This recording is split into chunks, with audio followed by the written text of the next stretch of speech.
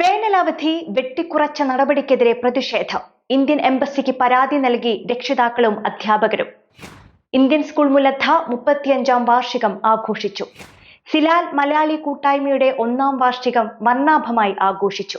ഇന്നത്തെ പ്രധാനപ്പെട്ട വാർത്തകളുമായി ഗൾഫ് അപ്ഡേറ്റ്സ് തുടങ്ങുകയാണ്. എല്ലാ പ്രേക്ഷകർക്കും സ്വാഗതം.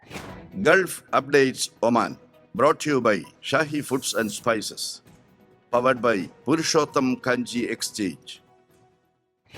വാർഷികാവധിയുടെ സമയം മാറ്റുകയും അവധി ദിവസങ്ങളുടെ എണ്ണം ഗണ്യമായി കുറയ്ക്കുകയും ചെയ്ത ഒമാനിലെ ഇന്ത്യൻ സ്കൂൾ ബോർഡ് തീരുമാനത്തിനെതിരെ പ്രതിഷേധവുമായി അധ്യാപകരും രക്ഷിതാക്കളും. ഈ വിഷയത്തിൽ ആശങ്ക രേഖപ്പെടുത്തി രക്ഷിതാക്കളും അധ്യാപകരും ചേർന്ന് ഇന്ത്യൻ എംബസിയിലേക്ക് ഇമെയിൽ അയച്ചു. ഡോക്ടർ സജി ഉദുപ്പാൻ നേതൃത്വം നൽകിയ കൂട്ടായ്മയാണ് ഇമെയിൽ വഴി പരാതി അറിയിച്ചത്. അവധിക്കാലത്തിൽ വരുത്തിയ ഈ പെട്ടെന്നുള്ള മാറ്റത്തിനു പിന്നിൽ ഒരു ശാസ്ത്രീയ പഠനമോ വിദഗ്ധ അഭിപ്രായമോ ഉണ്ടായിട്ടില്ലെന്നാണ് ഇമെയിൽ പരാതിയിലെ പ്രധാനാരോപണം. പുതുക്കിയ തീരുമാനപ്രകാരം സ്കൂളുകൾ ജൂലൈ ആദ്യവാരത്തിൽ തുറക്കേണ്ടി വരും എന്നത് ഒമാനിലെ കടുത്ത വേനൽക്കാല സാഹചര്യങ്ങൾ കണക്കിലെടുക്കാതെയാണെന്നും പരാതിയിൽ പറയുന്നു. ജൂലൈ മാസത്തിൽ അനുഭവപ്പെടുന്ന അത്യന്തം ഉയർന്ന താപനില കുട്ടികളുടെ ശാരീരികവും മാനസികവുമായ ആരോഗ്യത്തെ ഗുരുതരമായി ബാധിക്കുമെന്നും രക്ഷിതാക്കളും അധ്യാപകരും മുന്നറിയിപ്പ് നൽകുന്നു. ഈ സാഹചര്യത്തിൽ അവധി സമയമാറ്റം പുനഃപരിശോധിക്കണമെന്നും കാലാവസ്ഥാ സാഹചര്യങ്ങളും കുട്ടികളുടെ ആരോഗ്യവും മാനസികാവസ്ഥയും പരിഗണിച്ചുള്ള വിദ്യാർത്ഥി സൗഹൃദമായ അവധി നയം രൂപീകരിക്കണമെന്നും ആവശ്യപ്പെട്ടാണ് ഇന്ത്യൻ എംബസിയിലേക്ക്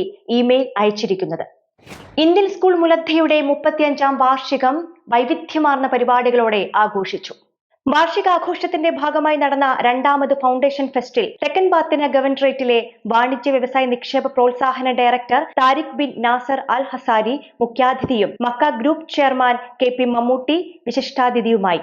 കുട്ടികളിൽ വായനാശേഷി വർദ്ധിപ്പിക്കുന്നതിനായി ഗൾഫ് മാധ്യമം ദിനപത്രത്തിന്റെ സംരംഭമായ ക്യാമ്പസ് ലൈറ്റ് പദ്ധതി നൂർ ഗസലുമായി സഹകരിച്ച് സ്കൂളിൽ ആരംഭിച്ചു. 2ാം ദിനത്തിൽ നടന്ന വാർഷികാഘോഷത്തിൽ മുസന്ന വിലായത്തിലെ deputy wali sheikh engineer Hilal bin Khalfan bin Sayyid Al Shuhaili മുഖ്യാതിഥിയും Indian school board director incharge Nitish Kumar വിശിഷ്ടാതിഥിയുമായിരുന്നു. സ്കൂളിന്റെ 35 വർഷത്തെ ജൈത്രയാത്രയെ അടയാളപ്പെടുത്തുന്ന സുവനീർ മെമ്മോറിയ 35 ISML മുഖ്യാതിഥി പ്രകാശനം ചെയ്തു. CBSE 10-12 ക്ലാസുകളിലെ പരീക്ഷകളിൽ ഉന്നത വിജയം നേടിയ വിദ്യാർത്ഥികളെ ആദരിച്ചു. 2 ദിവസങ്ങളിലുമായി വിദ്യാർത്ഥികളുടെ വിവിധ കലാപരിപാടികളും അരങ്ങേറി.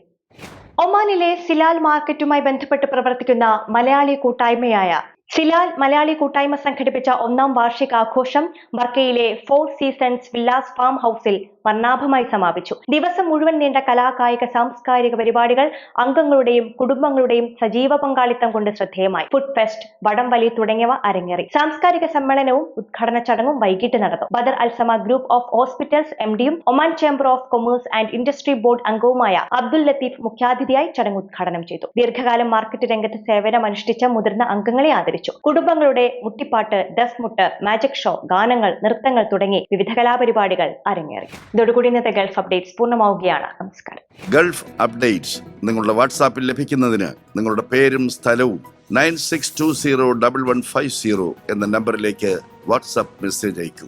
Gulf updates Oman brought to you by Shahi foods and spices, powered by Purushottam Kanji exchange.